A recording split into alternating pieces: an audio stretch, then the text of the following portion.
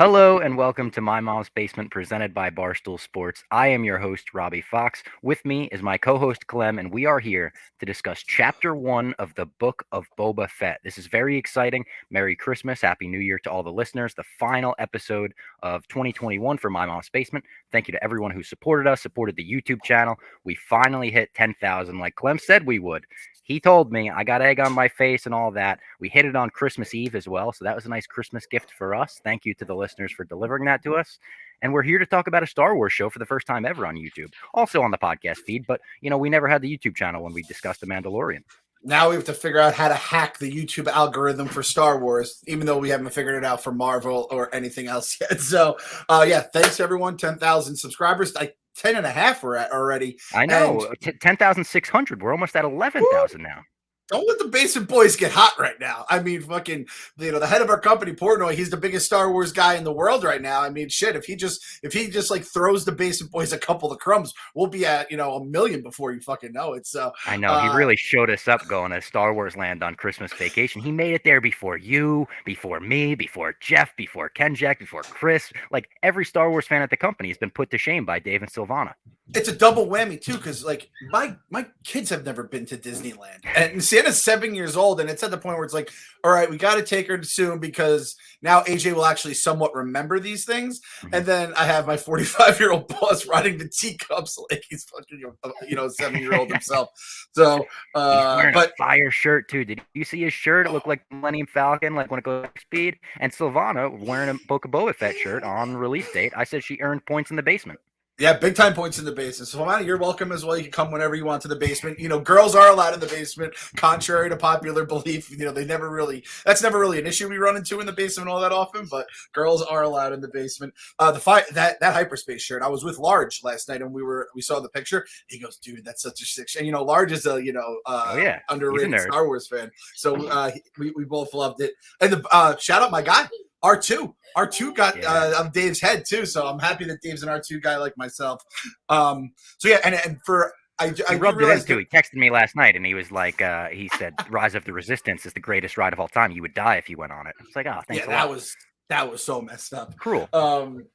I do realize there's going to be like some overlap or a lack of an overlap in terms of there are going to be some people who just do the Star Wars stuff. They don't do the Marvel. For anyone who doesn't know, we had the 10,000 subscriber contest, and we said by the new year, if we hit 10K, we'd run a contest. We're going to get some sort of stuff. Either we'll figure out some sort of merch, some sort of stuff like Bob said. If we have some stuff laying around, some sort of nerdy stuff, we're going to pick, I say like 3 winners, right? I think 3 winners is a fair thing. So if you want to, and I'm going to let this go to the new year. We hit the 10K. So we said if we don't hit 10K, nobody wins. We've already hit 10K. Everybody wins now. So if you want to get in on the contest, all you have to do, subscribe to the YouTube channel, YouTube My Mom's Basement.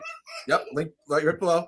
And then send a screenshot of it saying subscribed to theclemreport@gmail.com. We enter you in the contest. All you got to do is send that screenshot and you are entered. It's going to be a good prize package. We'll put good things together. I have so much shit at the office that's been sent to me from even Lucasfilm, sent to Jeff, and they send cool toys, and they're still in the package and everything. So the next time I go in the office, I'm still traveling for the holidays now, but the next time I go in, which is probably next week after, I'm going to go put together some little prize packages. It'll be cool. Yes, it'll be some good shit. We're going to take care of and we have a ton of people, man. I'm telling you, that email, I don't really use that email. It was kind of when I first started blogging, and it is just every day, and it just kind of warms my heart because everyone has such nice words to say about the podcast and everything. So we'll take care of you guys. You guys have been taking care of us, and I guess the next goal is 100,000, or do we say 25? Because I think I want to start at 25.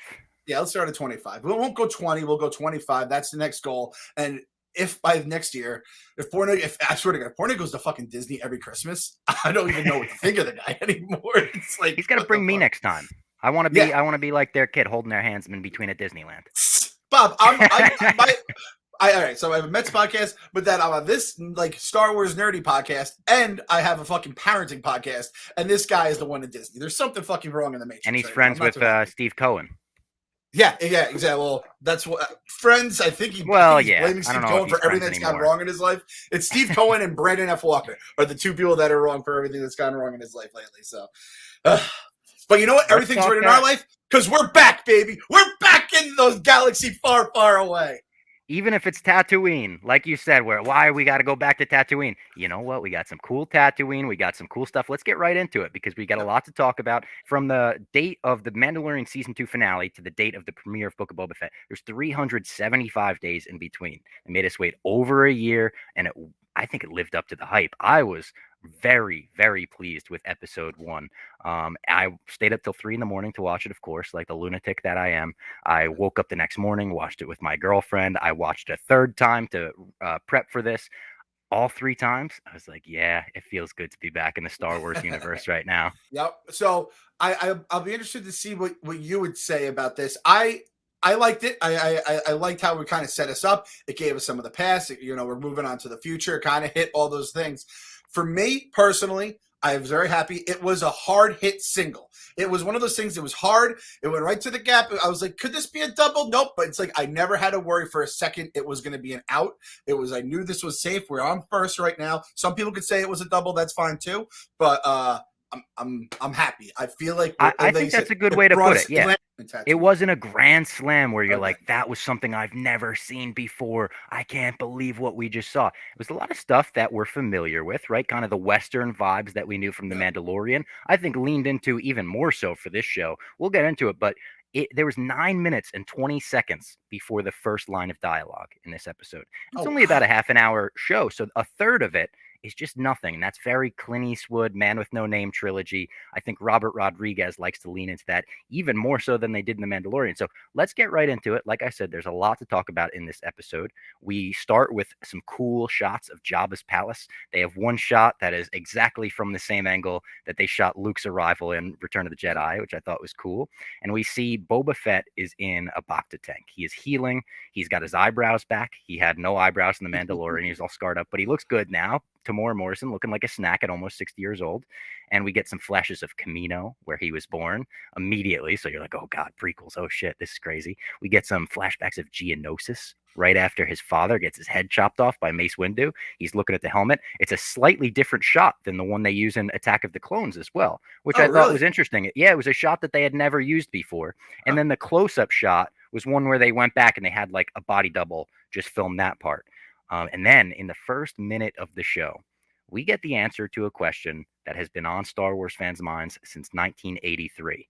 How and did Boba Fett survive the sarlacc? And he did. We know that from The Mandalorian he did. And we get to see how. We see the inside of the sarlacc. He flashes back to it, kind of like a nightmare. It seems that every time he goes in the healing Bacta tank, we're going to get some flashbacks, which I dug. Makes it a little different from The Mandalorian in that way, too. A little different in structure. And we see the corroded stormtrooper inside of it. His armor's melting away. It's green. It looks like it's got acid on it. Boba Fett kind of makes his way over to him, puts oxygen in his own mask, and then blasts through the sarlacc with fire. He actually uses fire well, unlike our guy Mando, and he crawls out very much. People were posting the Patton Oswalt filibuster from Parks and Rec, very much like Patton Oswalt described. It was a cool scene, and the inside of the sarlacc was the exact nightmare fuel we were always told it was. I'll be honest, Bob. For some reason, I thought it was going to be worse in there because it's like you're slowly digested. I thought there'd be a lot more of that, like green, like if you're a video game character, you touch that green ooze, you die instantly, kind of stuff. I always figured that. I figured maybe it'd be like, I guess maybe it's the armor, right? Because we know how good this armor is. I guess that's the reason he could survive, and no one else can when they go into the sarlacc. I liked the resourcefulness of kind of taking the little air out of the stormtrooper, sucking it back in. And I hope, like all of us, so what was that? That was the couple days after Christmas on Wednesday. I hope fucking Mando was watching and learning how you use a fucking flamethrower. This guy used a flamethrower to escape the sarlacc, fucking basically a long drawn out death sentence into his life. And this guy fucking got out of it. Meanwhile, like Mando can't fucking light a match on fire with his goddamn blowtorch. But I appreciate that it was used. I actually, at the end of this, I have a couple of predictions that I'm going to say, kind of like a call your shot is what I called it. And I was going to say, are we going to see a flamethrower? We saw it in like the first fucking 5 minutes. But I think I'm going to speak for everyone listening right now. I could use a fucking Bacta tank right now. I really need the Bacta tank. Between like the last 2 years worth of pandemic, related just fucking mental shit. And then the last week of Christmas eating, I need to just sit in that fucking thing and just soak. Even, any kind of lingering COVID shit you may have going on, back to tank that motherfucker. Like, Back to tank, right in the back, man. It made eyebrows grow back. There's nothing the Yeah. back to tank can't do. Fucking Luke Gave him was his in tan it. back. Pops was in it. Gave his tan back too. Yeah, exactly. Got a solid base on fucking Boba. I love the visual of Din Djarin sitting on his couch watching this and being like, "Oh, that's how you use the flamethrower. Okay, next time I'll try to do it like that." Sometime later we see. Go Oh, ahead. I was gonna say he was probably nudging a little Baby Yo, but he's not with Baby Yo Oh anymore. Oh, I no, got fucking. I did. that. I will say this too. The biggest geek out moment for me was seeing the barge, the wreckage of the Oh barge. yeah. I was like, yes, that's what it looked like after they fucking just left all these people to, perish in flames. Almost reminded me of Force Awakens. The first time you see the downed Star Yeah. Destroyer on Jakku, like it's just like, oh shit, that was from the war. That was from the Yep. movies we love. So that's cool. Some time later, we see Jawas come for his armor, which we knew from the Mandalorian. We know that Cobb Vanth got it from the Jawas, so it was cool to see that whole process go Yep. through. And they knock him out with one shot. He tries to kind of fight back, but he's all weak. He's all scarred up, and they knock this motherfucker out. His face heavily scarred from the sarlacc, like I mentioned. And the sand people come for him next. Very cool shot of them approaching through the sand, where it's like you only see two of them, and then you see four of them. And they give him this gross, like smelling salt type thing. That's what I figured it was in the Star Wars universe. It was like a gooey liquid that they squeezed into his mouth, and then they take him prisoner on the back of a bantha track. They take him to the campsite, and we get our title screen.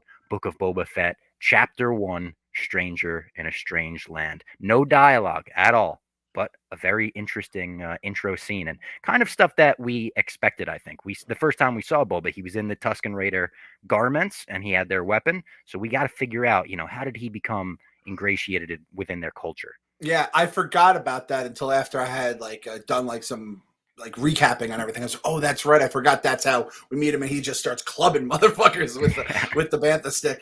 But the chapters being back, that got like the same Mando feelings. I was like, oh, that's right. We're going fancy boy Star Wars. We're calling everything chapters. The chapters, the concept art, and the credits, right? That was awesome. I Yes. love that they kept that because that was one of our like main things. Mando, we loved watching the credits every week for that stuff.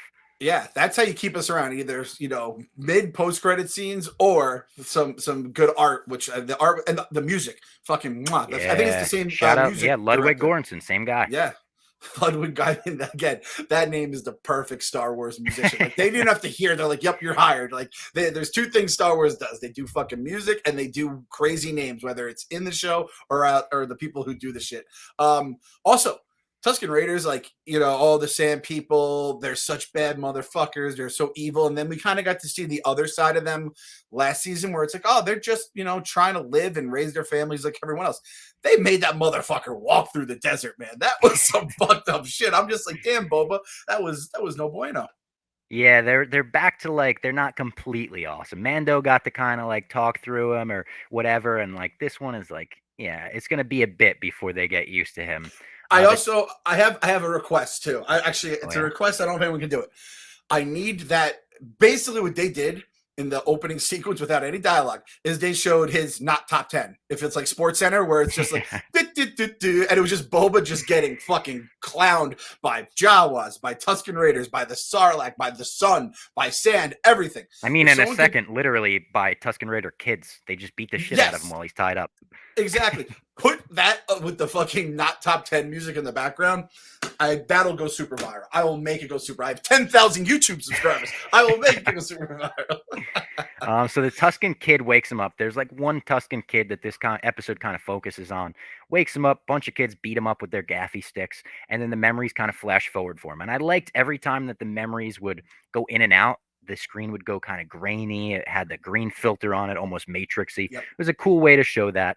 And he wakes up next to a Rodian and a Mastiff. I think I'm saying that right. That's Yep. You spell it Massif, like a Mastiff.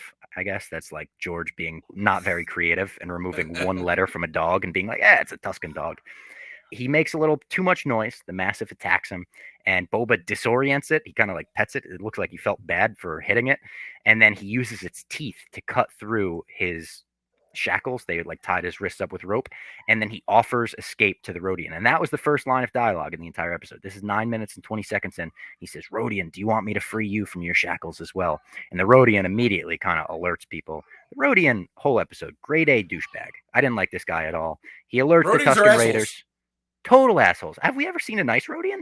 I'm trying to think so, because Greedo. Well, right? Anakin has a little Rodian friend in episode 1. Little kid, but maybe he grows up to be an asshole. I bet he's a prick. I bet it's like everyone had the friend who was kind of. He actually does seem like a really nice Rodian too. Like they're cute. They're cute fucking kids. Yeah. Rodians are cute kids. I can't fucking lie. But old Rodians are fucking pricks. That was my thing. Rodians are assholes, huh? Like that's just what their thing is. I guess. Such an asshole movie. Alerts the Tuscan Raiders. Boba has to run away. They focus on the kid for a while Boba's running away. There's just a shot where they really focus on he or she, and the massive catches up. Boba winds up fighting a Tuscan Raider and again getting his ass kicked. I think they're showing us on purpose that Boba is feeling the effects of the sarlacc, and maybe he's getting a little old too. We don't really know when Boba Fett's prime was, but like by Return of the Jedi, was he towards the end of his prime? He probably was, right, based on his age. Boba is not starting for a team. He's kind of like the seventh. He's like the seventh man. He's like seventh man. He's not the sixth man either, but he's like the second guy off the bench. He's all about his wits. That's how he got Han Solo. He wasn't the fastest guy or the strongest guy. He just thought, and he fucking knew that he like would leak out with the trash and Empire, and that kind of brought Boba back up. Jabba gave him a nice fat contract, and his ass got thrown in the Sarlacc pit, right? And I think he came up with the plan in the Mando season 2 finale, right? Where we were like, oh, that was an awesome plan. Like, I think that was him too. He's got the brains. Boba is the brains. And Fenick is kind of the muscle in this episode. Like, Fenick every 2 seconds is like, you want me to fucking kill that guy? I'll kill him if you want me to.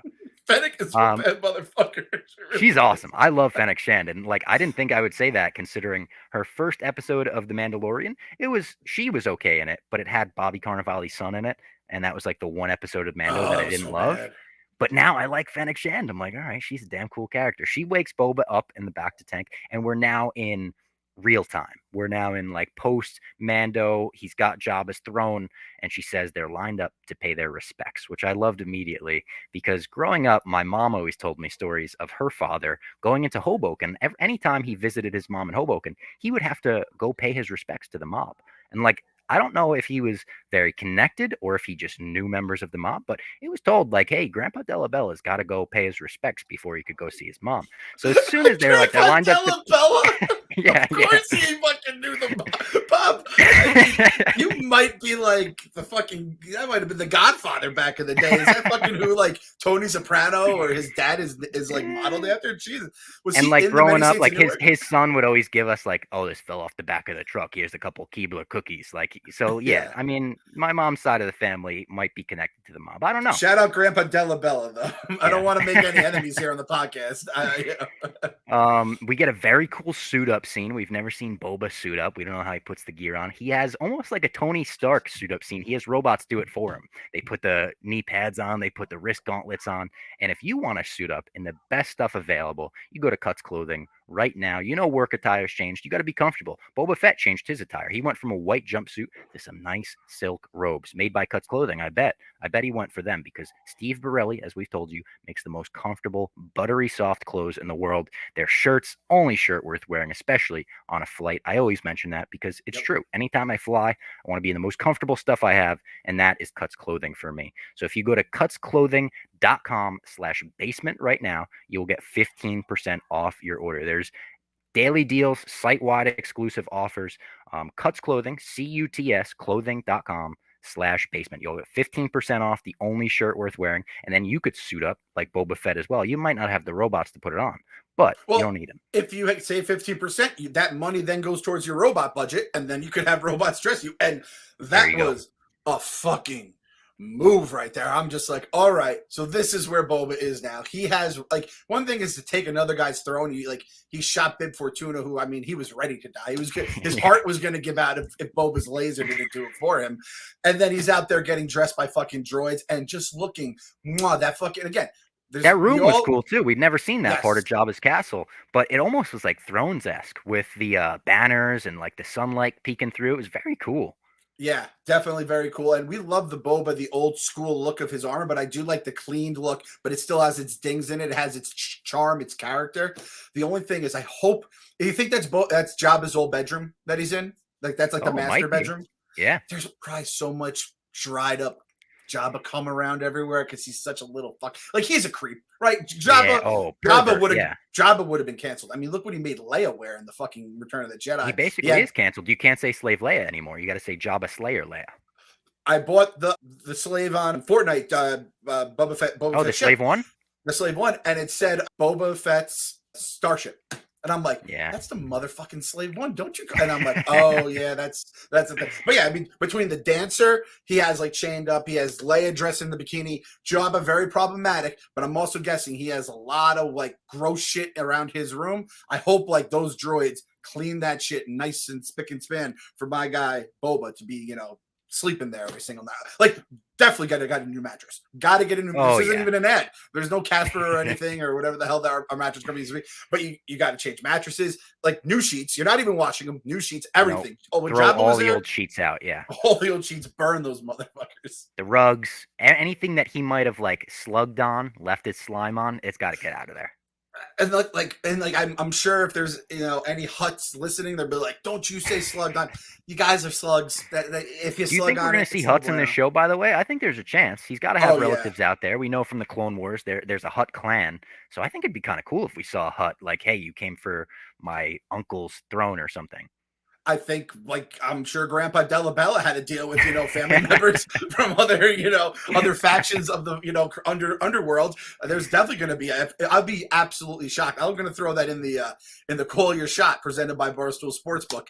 We're going to put that. Will we see Huts? So that's a good question, but I definitely think yes. Oh, also speaking of the clothing and everything, what do you think of this? This is a live spitballing merch thing. We go green shirt. Navy, like a nice forest green or something, and then the pocket we just kind of go with the little Boba Fett helmet kind of thing, where we as close to Ooh. not getting C&D, Yeah. but Got to make it as minimalist and abstract as possible without Disney suing us. yeah, I mean Jeff I put did fucking see Baby Yoda on a shirt, and he probably sold a billion Nathan of them. Hurst So has been like going crazy with designs as well, so he might have like a with pen the ready to go for multi-Hurst this on it. stuff. I know, yeah. And shout out Nathan Hurst joined our little Twitter Spaces. We're going to be doing Twitter Spaces every week. Clem's going to join on some of them. We're going to try to get a bunch of guests from the office, Hank, Coley, all the people that watch these Star Wars shows.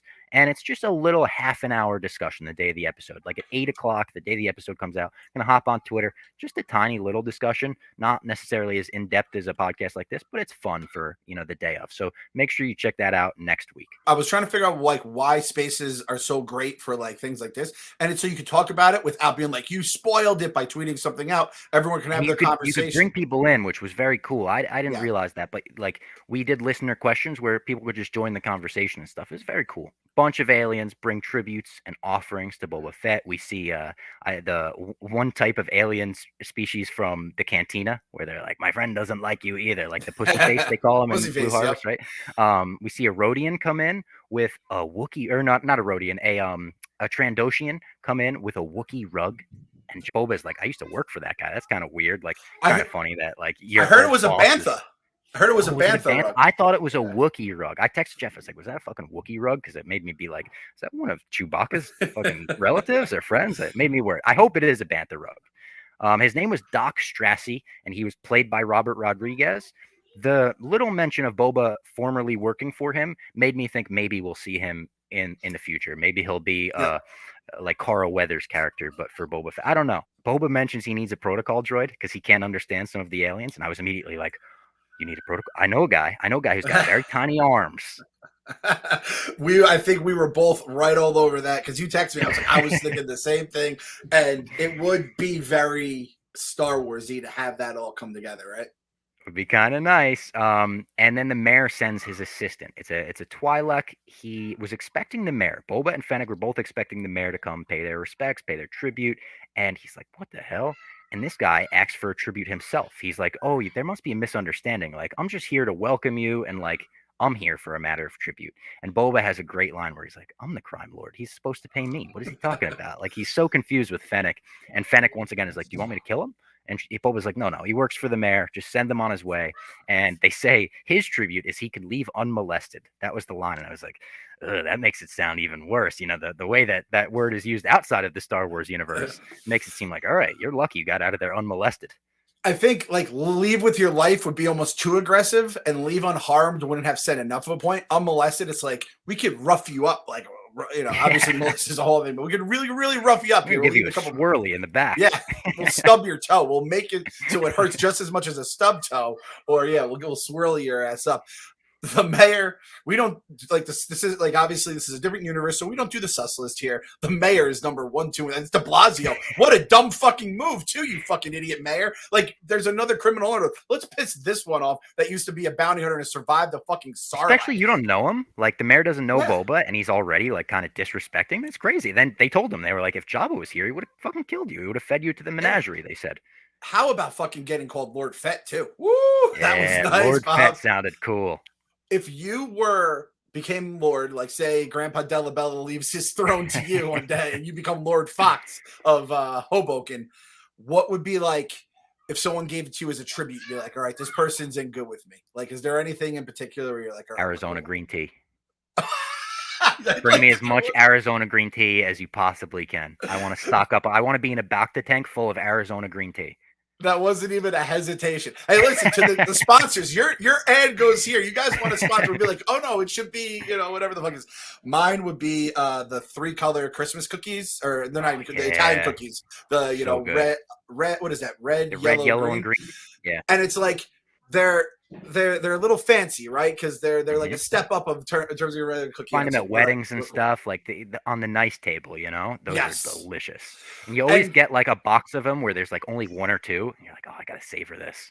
Oh, and there's someone else. It's like, did you eat the 3-color cookie? Like, yeah, you motherfucker. That's why you have to like just pounce on them as soon as you get them. And I don't want to piss off Grandpa Delabella or any of the other Delabellas, and I'm Italian too. Oh no, he's long gone. God rest his soul. He's a Force ghost at this point. But there's a lot of Italian cookies that come out, especially during Christmas time, that are just not very good. I hate to say I agree. But those 3 colors are amazing. Even though anyone who makes the 3 colors and they're the bad 3 colors, which they do exist. Like if you listen, if I become a criminal underworld crime lord, do not bring me the bad fucking 3-color. Bring me the good color. They usually have the little chocolate sprinkles on top. Get the good ones, or else I will throw you to the fucking rancor. Yeah, I'm picturing like they bring the cookies and you got to test one in front of them, and if it's bad, the floor just drops out under them, like the Rancor in Return of the Jedi. I don't even do the thumbs down like in Gladiator. I just like hit the button and it's like boom, Rancor. So Gamorian guards are brought out for Boba and Fennec at this point. In 8D8, the Jabba droid that is seen like torturing other droids in Return of the Jedi, which I thought that was a cool cameo, like bring that droid in, because he was always a cool toy too. He was always one of the cooler action figures. He suggests that they torture the Gamorrean guards. He's like, they didn't surrender, and their squeals will be like, it'll send a message to the area that you're the new crime lord in town. Nobody mess with you. And he says, no, I have a different idea. I don't rule with fear. I rule with respect. So he says to the Gamorrean guards, if I spare you guys, will you be of service to us? Will you, be okay with that? They both kneel, and here we go. We got 2 bodyguards, 2 massive Gamorrean guards. I saw someone tweet us. I forget who it was, and they called them the Bash Brothers. I loved that. Colin Kelly, I wrote it down. He called them the Bash Brothers. I'm telling you right now, I have my sus list. I always put the people down that I don't think. This is the complete opposite. And if I die on this hill, or they literally kill me on this hill, I'll live with it. I feel like we have a big season coming up for the Gamorreans right here. I'm buying stock on them. It's pretty fucking cheap because Gamorreans have been like basically like the pig version of stormtroopers. They just get their asses lit up.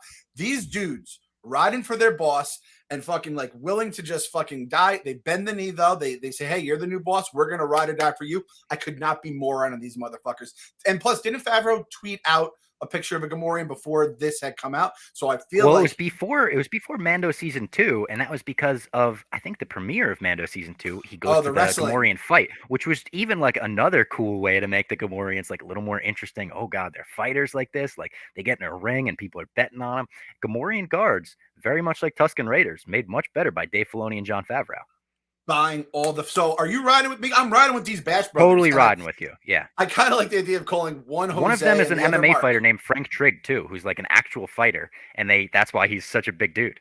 Oh shit! So we might see some Gamorians get into some fucking like nasty ass shit later on. So, all right. So the basic boys are into the Gamorians. If you guys aren't, you could let us know in the comments. But Yeah. this could be like we might look back and be like, oh man. But listen, I'm not putting a dog on the sus list. I'm not putting an old man. I am riding with two known villainous motherfuckers in Gamorians, and I'm all in. I'm all in. So please don't do me dirty, Mark and Jose. We fucking love you guys. Boba and Fennec take Mos Espa at this point, a very cool part of Tatooine, one that looks at least a little bit different than the Tatooine that we've seen. It's the city. I think we see the Boston Dynamics dogs for a second. Did you notice that? Like they just looked like they had wings on them, but it looked like the Boston Dynamic dogs. They go to the sanctuary, and oh my God, we get such a good cameo that I went full Rick Dalton, point at my screen for, lost my mind for, somebody that we thought was dead, a question unanswered for 40 years. Max motherfucking Rebo is alive. I don't know how he got off the sail barge. I don't know if he was like the band on the Titanic where he was like thinking about playing through it. And he's like, nah, I'm just getting out of here. But Max Rebo is playing in the sanctuary with, I think, a member of the Cantina band. I think that guy maybe got kicked out of the Cantina band and now they formed a super group. I'm trying to think of like what would that be? You're the rock and roll historian here. What is a rock and roll band where two legends of other bands joined up and created their own legendary band? Is there any like precedent for this, Bob? Like I mean the Traveling Wilburys with like Bob Dylan, George Harrison, Roy Orbison, and Jeff Lynne. Like I mean that was like a star-studded cast, but that's the first one that comes to mind. That's like the super group in my mind. Okay, fair enough. And that's the thing. Like, it's like the first episode of the Book of Boba Fett. We finally got the answer. Star Wars fans have been wondering forever. And it's like, Boba, how did he survive the talk? Like, no. Did Max Rebo make it? And he's fucking there. I hate to admit it, Bob. Somebody fucking spoiled it for me. Someone said something about Max Rebo. I don't even remember who it was. I think it's someone like, I don't know if it's someone at Barstool or so. And I was like uncouth. That's uncouth because I also got Baby Yoda spoiled for me, in the first season. So that one hurt everyone. Like, just don't tweet out for. I mean, and I watched it at 7:30 in the morning on Wednesday, so it's not like I had 4.5 hours where I just couldn't have watched it because I was sleeping. By the way, shout out Bob Fox, a 3 a.m. guy. He was a 3 a.m. guy for this. I was just so happy to see Max Rebo, and I could be like audio slave too. Now that I'm thinking of it, Chris Cornell joins up with the members of Rage Against the Machine.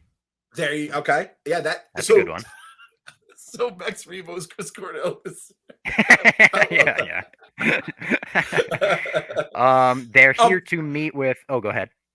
Well, okay, you can bring it up because they bring it up in the conversation here. Yeah, so they're here to meet with Garsa Fwip, which I thought her last name was funny because that's like Spider-Man shoots webs and Thwip. It's kind of his thing. Which, by the way, as we're recording this on December 30th. I'm finally going to get to see No Way Home in theaters tonight, and I'm super excited about that. Bootleg Bob goes to the theaters. Have yourself a night, baby. You know how much movies cost these days? Do you even know? Like, do you even do that anymore? I'm in Columbus. Movies? I'm in Columbus. Tickets are $10. They're the cheapest things in the world. I mean, when you go to the Midwest, things are just cheap. It's amazing. We get a couple Twi'leks that offer helmet cleaning, and they even say, like, do you want us to hose down your Gamorrean guards? And Boba's like, no, they're fucking people. Don't treat them like that. But we get a male Twi'lek, by the way, who was just like kind of there for eye candy, I think, which is what the role of Twi'leks usually are for the females. But I think it was the first time where they were like, yeah, it's just a jacked dude as a Twi'lek. And they tell Garsa when she comes over that this place is now under their watch. They're like, hey, just want to introduce ourselves. We're the new fucking mob bosses in town. We got your place. And she's like, all right, cool. First of all, I like how he like stood up for his Gamorreans, but I would have asked him where he's like, yo, that sounds pretty fucking cool getting hosed down. I mean, I don't know if they use like hot water or if it's like Pulp Fiction. What if it's funny if he's like, yeah, you want to get hosed down? Trying to get hosed down? You want to get hosed down? Again, we're riding for the Gamorreans on this pod, so I just hope everything was all right. I love the thing where Fennec Shand was like, people were saying you're supposed to be like picked up by your litter or whatever, and he's supposed to get like a grand like entrance into it. And I like that he didn't do that. And it's like he said, I walk on my own 2 feet. It was a cool line. Salt of the earth guy. Ass line. Yep. For the common sand of the Tatooine guy. Exactly. Good one. And when he takes his helmet off, I was just like, we're doing that? Because again, Mando doesn't take the helmet off. Boba takes the helmet off. So which I like too, because Tamora Morrison's such a good actor that you kind of want to see his face. It's like Willem Dafoe when they broke the Green Goblin helmet in No Way Home. It's like, oh, good move. We get to see his facial reactions and everything now. So I thought that was cool. And they fill up their helmets with coins as they leave. And Fennec has a funny line where she's like, yours looks shinier than mine. and that's like the dumb Rube in me where I'm like, oh, they're cleaning their helmets. How nice. And I'm like, I don't think they're going to like try to steal their helmets. Again, I can't believe I'm bringing this guy up. I never even knew he existed until an hour ago. Grandpa Delabella definitely had a thing where he took off his hat and he came back with like a bunch of cash in it. Like that's his hat from the Korean War, like one of those veterans hats. And they're like, yeah, fill this up with cash. Yeah, I hope so. That would be amazing for him. I hope they did that. That was his paying his respects. They were paying him fucking money. Yeah, he was like, no, I'm here for the tribute. You gotta pay me. They get ambushed as they leave by this gang, and they all have these like energy shields almost. They corner him. The Gamorian guards come up huge in this moment. If you didn't love them already, how do you not love them now? I mean, our guys were cornered. Our guy and girl were cornered. Gamorrean guards come out of nowhere with these blades, almost like mini pirate swords. They were curved a little bit. Boba gets hurt badly in this fight by kind of taser sticks. He puts up a good fight, though. I mean, he flips one over onto a shield. He destroys one guy against the wall with his wrist gauntlet. The guy just disappears into thin air with that explosion, which was very cool. Boba's hurt badly, though. He sends Fenick after a couple of them. He says he wants them alive. And then the Gamorrean guards bring Boba right back to the Bacta tank. So, again, if you didn't love him when you first saw him, if you didn't love him when they stood up for our guy, you got to love him when they bring him to the Bacta tank. What would he do without him? Telling you, if you're fucking not, if you're not on the Gamorrean side, I'm gonna need some like real good fucking like reasoning other than like they've been historically been bad people. Because as we learned with the Sand People, right? It's not all about, it's not black and white anymore in the Star Wars world. There's a whole lot of gray. Don't be racist towards Gamorreans. Don't you be racist towards Gamorreans. They need to get hosed down like everyone else.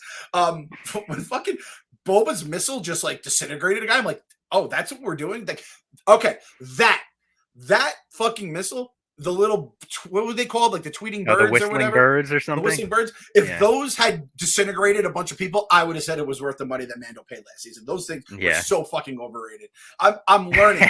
I'm learning how much that's going to be a consistent theme. But maybe if Boba had those, could he shoot them up in the air and then they hit everyone behind the shields? No, because they stink. They're stupid fucking dumb. It's so unfair too, because like comparing anyone to Boba Fett's going to probably be so hard because his name's awesome. He has like this, like in our brains as we watch it as kids, he's like this cooler than cool motherfucker. But Mando is just so goddamn lame. He's just so lame. No. I said it last season. I said it at the time. He's lame, man. Boba is the fucking champ. I love it. However, that being said, I will love it. I would love it if every episode Boba has to get like dragged back to the back to the tank. I'm fucking dying, guys. And the Gamorrean's like, this is our boss. Like he's dying every single episode, and they just some like, people will go into it with the questions, but some people like didn't like that. Some people were like, "What is Boba just like?" The first question we got was from Rose555. He said, "Is it just me or does Boba Fett kind of suck at fighting?" Again, I think it's almost like it's a very purposeful thing that they're trying to show. Like he's trying to get back into the swing of things after being swallowed by the sarlacc, after getting a little bit older. Like, yeah, he's aging, but maybe he's like the fucking equalizer, where you're like, yeah, Denzel's old, but you better fear him. That's a good point. And I think also it's going to be, he's going to realize if he's ruling, he might have to rule with fear a little more, just figure out a way where he's just not, a crime lord should not be getting attacked. It should be his henchmen getting attacked nonstop. You know what I mean? So, and Fennec almost seems to like know that too. Right before they get attacked, she's like, "Hey, Jabba never left his chambers. Like, I could fucking do this for you." Fennec is also a ride or die. She's there to do whatever for Boba since he saved her life, and after Bobby Cannavale's son shot her in the stomach. But yeah, that's huge. And to get like someone like Fennec on your side is fucking enormous. So it's good that he has someone like that. And I feel like we can just be like, all right, she's on our squad. She's ride or die. The Gamorreans, I think, are going to be that as well. We're assembling a crew already because I'm comparing it to the Mando, which I think a lot of people made this comparison where this did have a Mando feel to it, right? Where it's like a little bit of a quest. And I hope it doesn't follow it exactly. I hope we get a little more growth. I think we will, because I think this is just the book of Boba Fett. It's not going to be this long ranging story. But I'm very happy. Only 7 episodes announced. Is that what it is? Okay. 6 more. And I think, like you said, they're going to maybe go off it a little bit because I can't see Boba doing as many side quests. Like, hey, I need this for my side. I think it's going to be way more about the way he rules, the way he goes about ruling. Like you said, like finding the happy medium between respect and fear. So I think the flashbacks will help as well, differentiating it from Mando, the Tuscan Raider stuff. We get a big chase sequence on the roofs with which is a weird word I was saying before. Roofs is a weird. Is it roofs? Roofs? Do they go roofs with a V? But that sounds even weirder. So I don't know. But they're on the fucking roofs of Mos Espa. Fennec Shand is chasing these two people from prediction, little call your shot, maybe Crimson Dawn, considering they were wearing crimson. I don't know. There's those Amelia Clark rumors and whatnot. She outsmarts them on the journey. They're doing crazy parkour, vaulting over this, jumping over this. She has to dive off, and then she kind of cuts them off. And there's a great scene where, very Western scene, very Clint Eastwood scene, where she's got the two of them, and she just throws one off the building because she only needs one alive. So she's like, "Fuck you, I'm taking you." Boba is put back in the tank. We go back to his dreams, and the kid is bringing Boba Fett and the Rodian out to the desert to dig for water. There's these little, like, I don't know, they look like black mini pumpkins, and they crack them open, and they drink water out of them. They want the water, and we see a gang steal water from a family, and they kind of like graffiti their house up with something. We don't know what that means. They never follow up on it in this episode, but I assume that's going to come forward in the future where maybe he's going to run into that gang, run into those markings on the wall somewhere. I don't know. So I was at first, I'm like, I'm watching that all go down. I'm like, are we watching fucking Uncle Lo and Aunt Brew just get fucking turned into a burnt marshmallow? I was like, and then I'm like, where was the timeline going here? I thought the same thing. Did you notice too? It looked like it was like a JL, and it doesn't look exact, but it's almost like it's like they like flip one of the socks in the Red Sox logo. I'm like, fucking Carabas is out here just murdering motherfuckers in a galaxy far, far away. I was kind of like thrown off by it. I was actually kind of worried about my guy here. I'm like, this is what he does when it's not baseball season. Jared, what are you doing? While he's digging, he finds one and he drinks some water himself. And the kid gets pissed off. She grabs it from him. She pours it out on the sand to show him, like, I would rather get rid of this water than give it to you. He talks. Shout out to Massive getting some of it in his mouth too. He's like, yeah, give me that motherfucker. Yeah, he's trying to get in on it. Boba starts talking shit to the Rodian while the kid is sleeping. And again, grade A douche, the Rodian. He's like, Boba's like, oh, you know, we both could have got out of here if it wasn't for you. Like this, that, the next thing. He said something. Then the Rodian turns around. He's like, oh, you understood that, didn't you?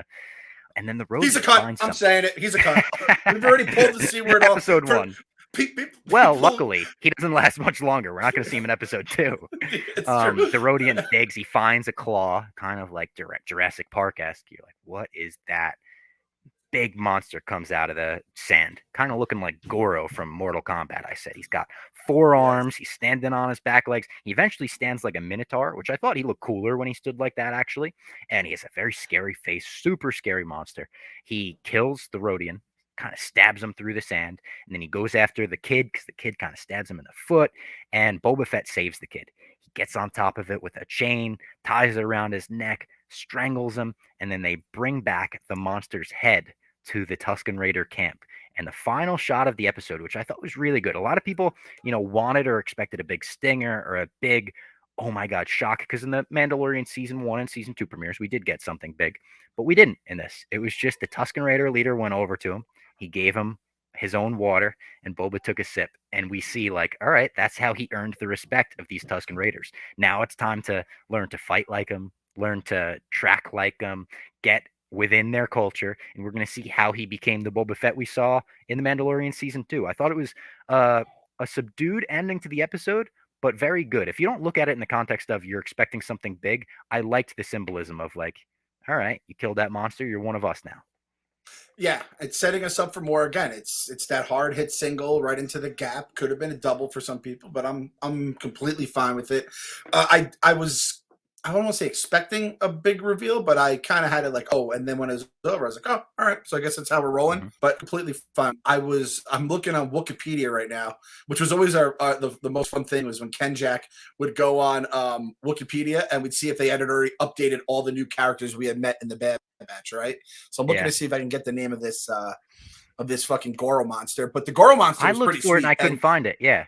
I looked for it right before we started recording and they haven't updated it. So they, at first I thought it was like a dinosaur bone or something like that. And it's like, is that just what they do? Or they just think he was sleeping? Like, do they sleep under the sand and they just come out and they fucking go? Because avoid the sunburn shit, man. Oh yeah. Just fuck throwing like suntan lotion on. They're just fucking burying themselves under sand. But it was a pretty cool fight scene. I was so happy when the fucking the Rodian died. Again, Rodian, that kid is the fucking pits.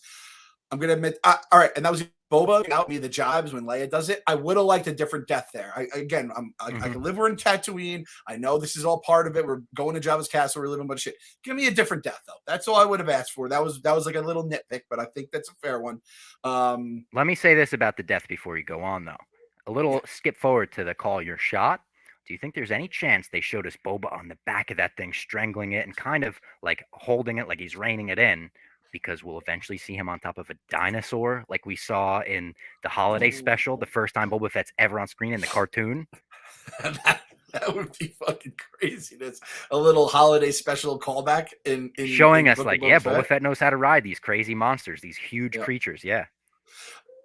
It was also badass when they return. He has the fucking head of the Goro. I guess we're just going to call it Goro because that's what I called it in my notes too. I'm going to make an admission here, and I don't know if this is putting me on the dark path. I wish he fucking killed the Tuscan Raider kid. And I know that's not where this arc is coming from.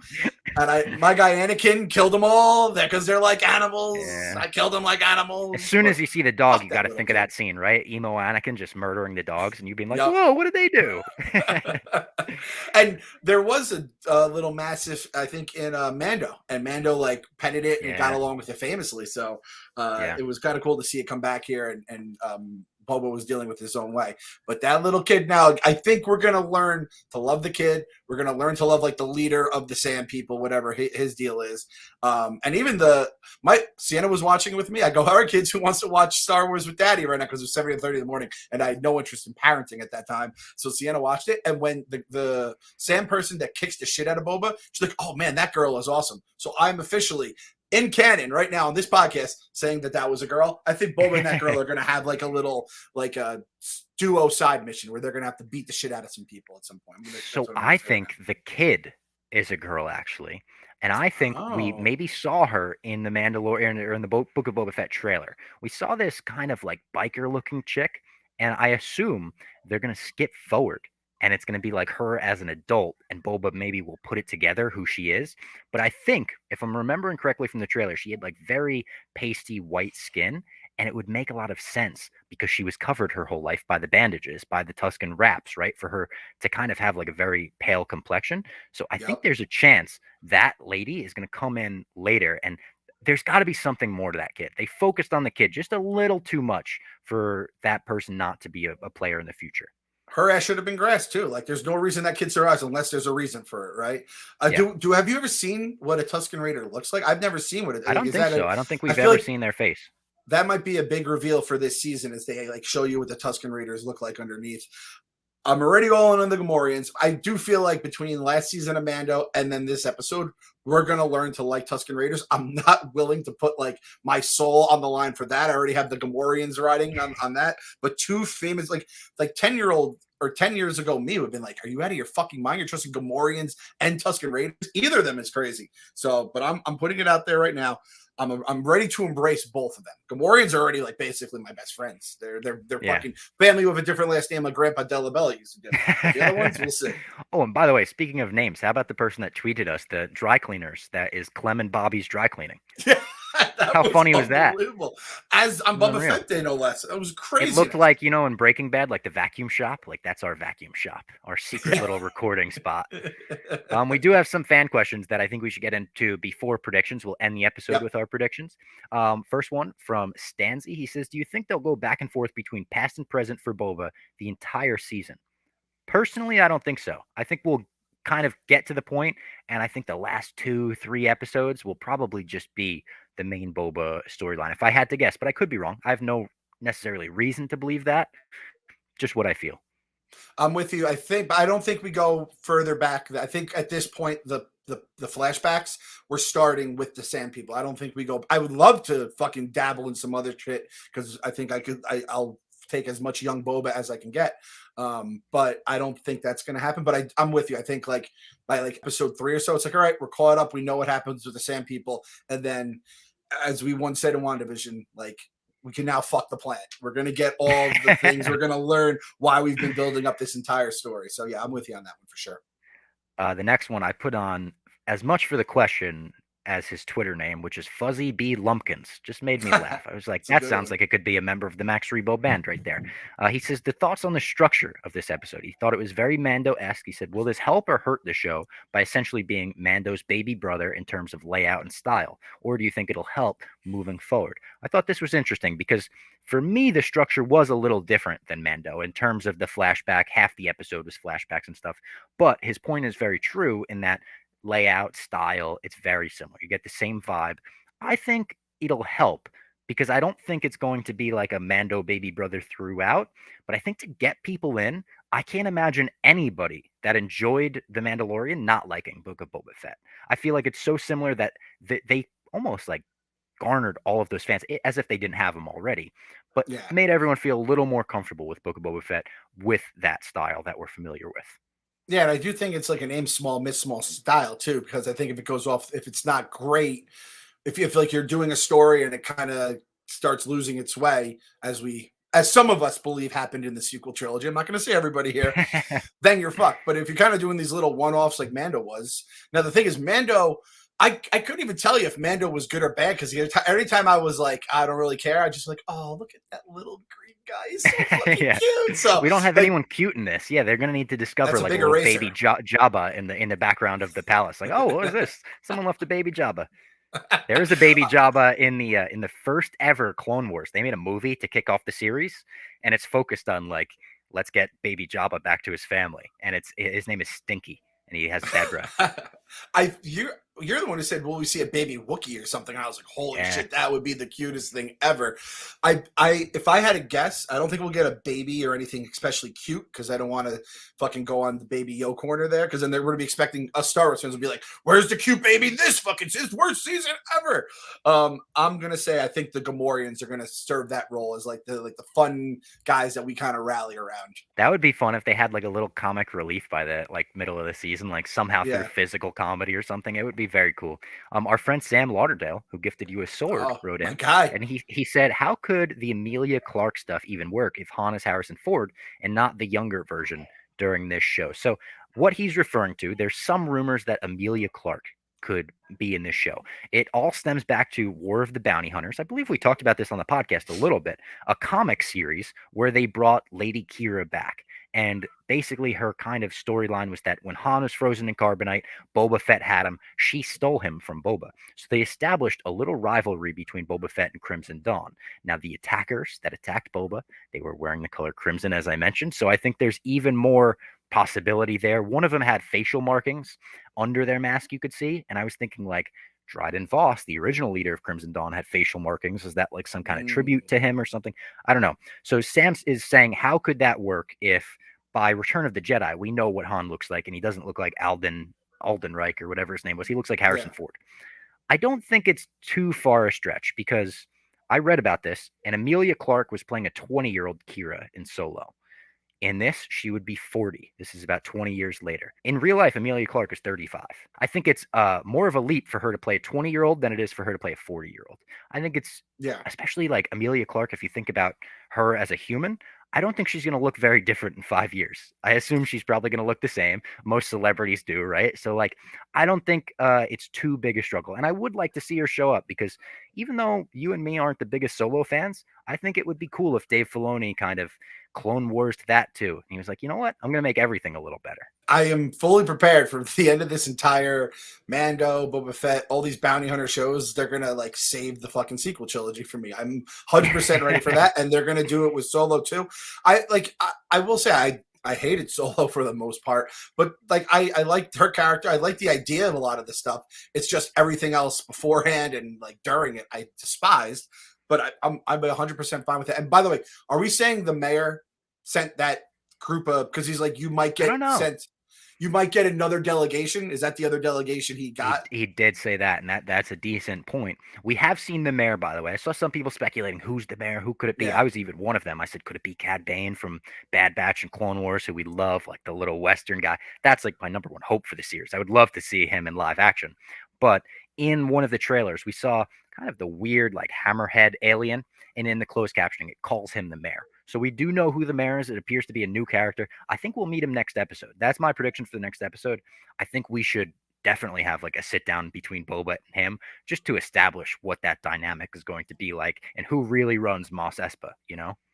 Fuck, that is the mayor. You're right. I was thinking, how awesome would it be if Sean Casey was the mayor? Because that was his nickname, which is one of the greatest nicknames in baseball history. Sean Casey being known as the mayor. And Cincinnati Reds, Red Sea, Crimson. Like, there was something we could have worked with here, except they had to fucking ruin it. Bash Bros already, yeah. Just bring in the MLB.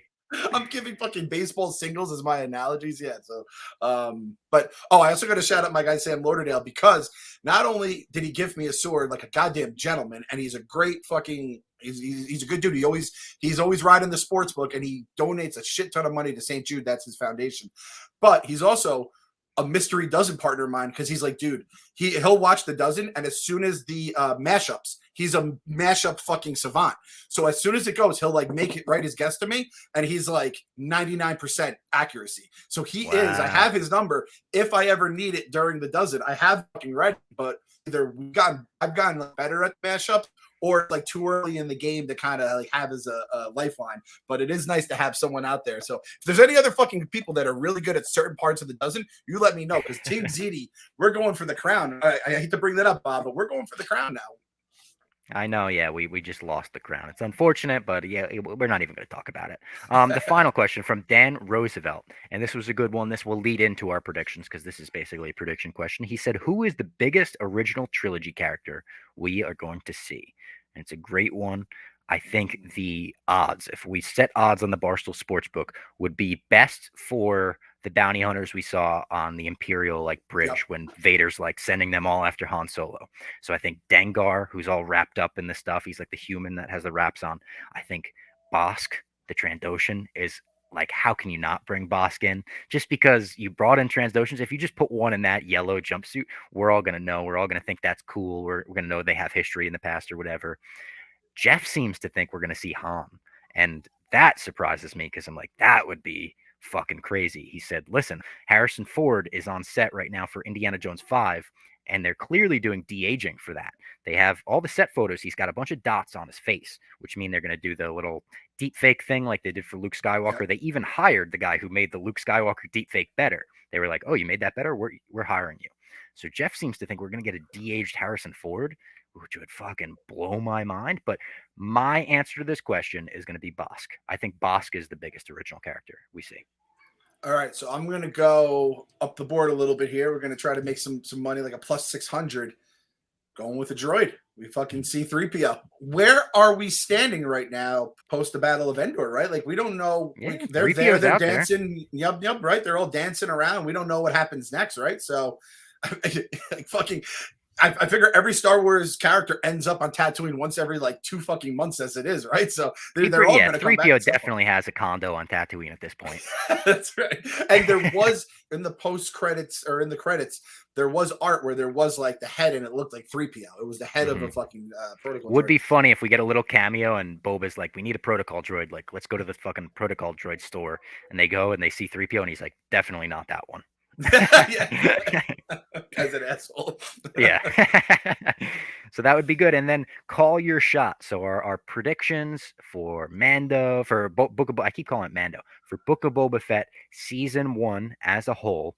I think the big one, as I sort of mentioned, Cad Bane would be huge for me. Crimson Dawn would be awesome. I think next episode prediction, I'll go with the mayor. We're going to meet the mayor. We're going to know who.